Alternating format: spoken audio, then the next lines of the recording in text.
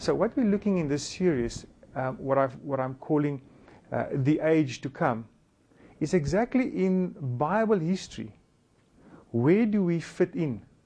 Where do we find ourselves right now in this period of time? If we look back in Bible history in the past 6,000 years, we can clearly see how God works in specific periods of time or time frames of about 1,000 and 2,000 years. Now, in the Bible, in Psalm 90, it speaks of how one day to the Lord is like 1,000 years. Peter quotes that in the book of 2 Peter 3, verse 8, also mentioning that one day is like 1,000 years, or 1,000 years is like one day unto the Lord. So while we are planning our lives, we're dreaming and we have visions for the next 5 years, 10 years, maybe stretching ourselves to 20 years or 50 years. We think of life in terms of 60, 70, 80 years, maybe 100 years. God has a different time frame. God works in a different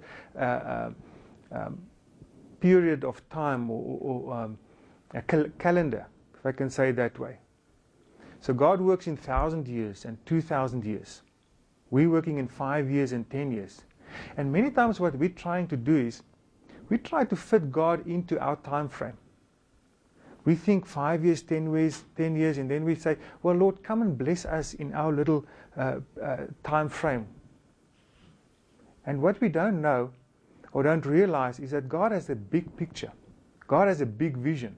God has big plans, bigger plans than what we can ever think or dream of. He works in thousands of years.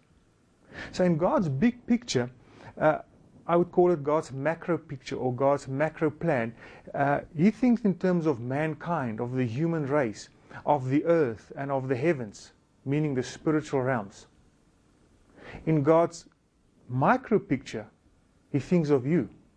He thinks of you and I, our salvation, our redemption, our growth, our dreams. So we have God is like a macro picture and a vision, a system, if I can call it like that. And He's also got like a micro picture and a micro plan for you individually.